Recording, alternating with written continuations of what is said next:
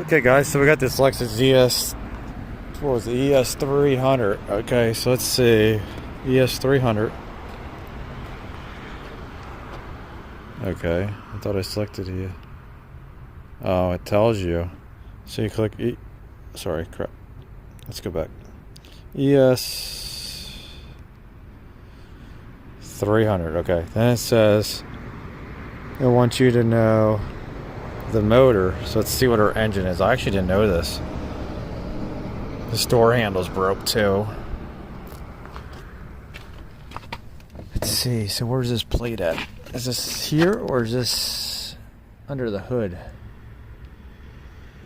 I guess this would be under the hood.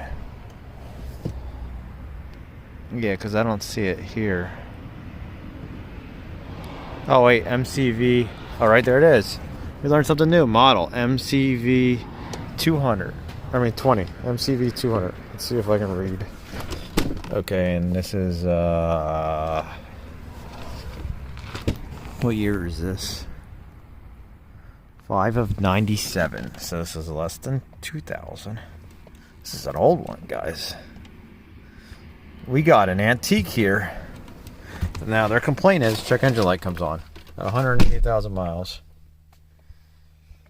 and a broken door handle.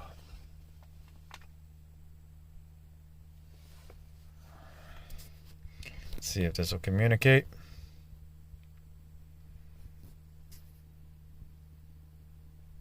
So I guess once this comes back from communicating, I'll start the video back up. Okay guys, finally communicated with the vehicle. Let's do a health report.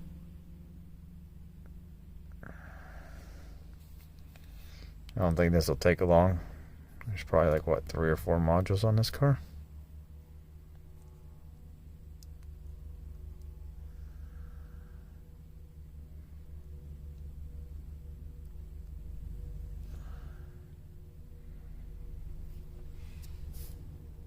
Maybe it might take a while because it does say it's at 33% when it's scanning the first module.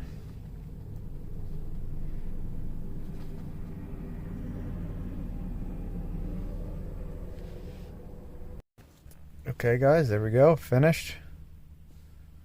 And it didn't like that, so let's just go to powertrain, engine, because it scanned the engine, but then it said something about no modules.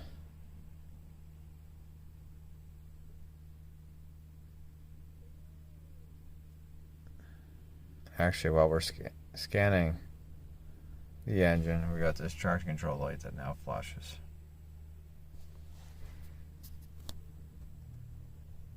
Okay guys, so it says no communication. Let me start this up. It seems to be running pretty good. Okay, so let's exit this. Let's go home. Let's go to diagnose. I guess we gotta. Yes, I want to quit. Guess we'll go under EOBD and we'll see if we can get anything this way. It'll probably have to fail all these and then go to like the last one.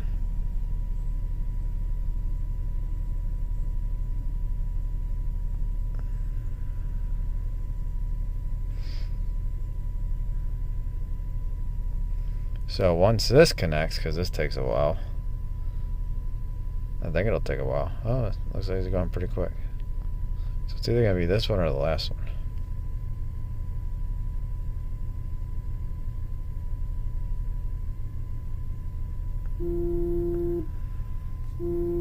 Oh, hold on a second, guys. Somebody's calling.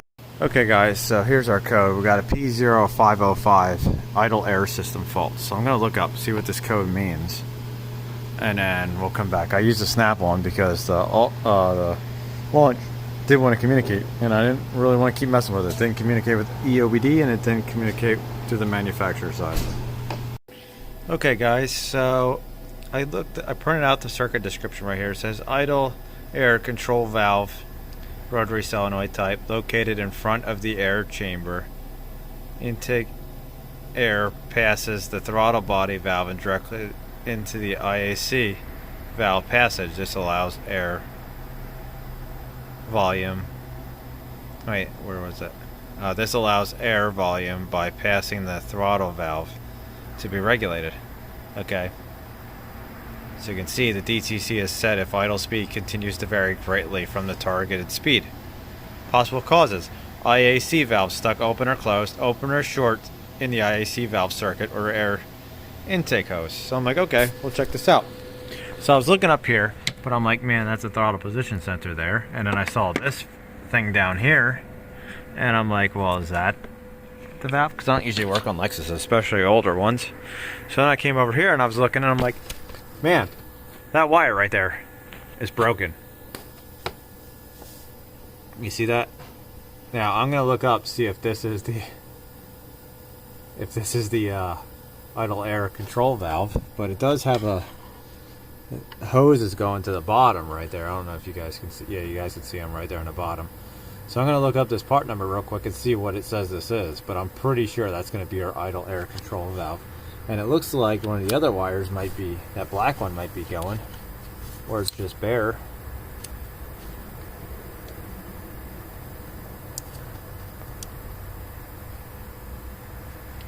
No, maybe it's just bare sticking out there. I have a feeling it's going to break soon, but we'll see if we'll see what this part number comes up as.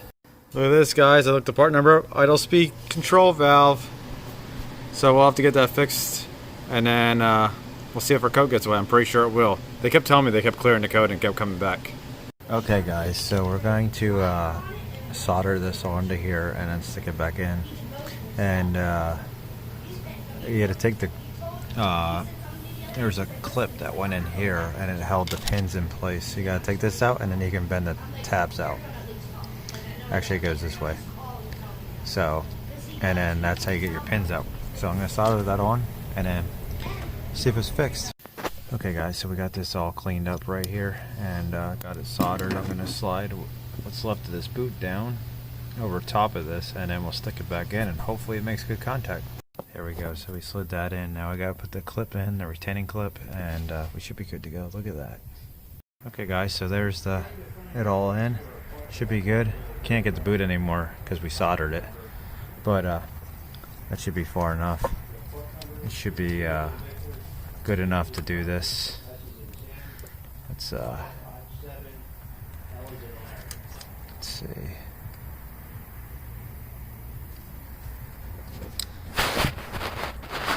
Let me try to get this slid in here then.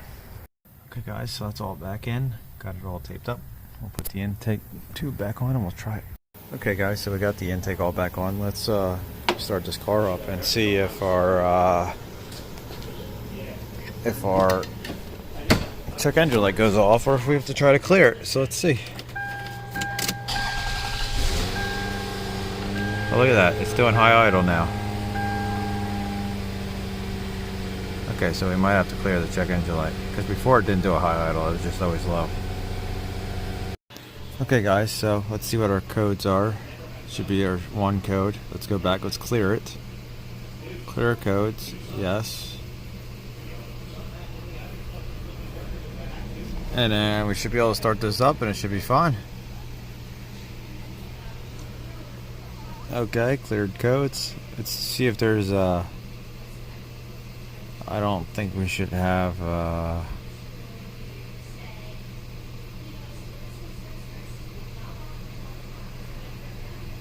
don't think we should have a relearn for this. Probably just has to idle and warm up. Let's see. Just want to see if there's a data PID. Make sure that it's actually moving okay.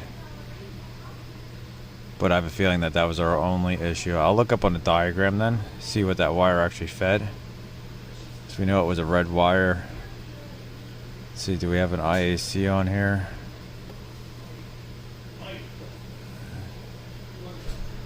Let's see. Custom. Deselect.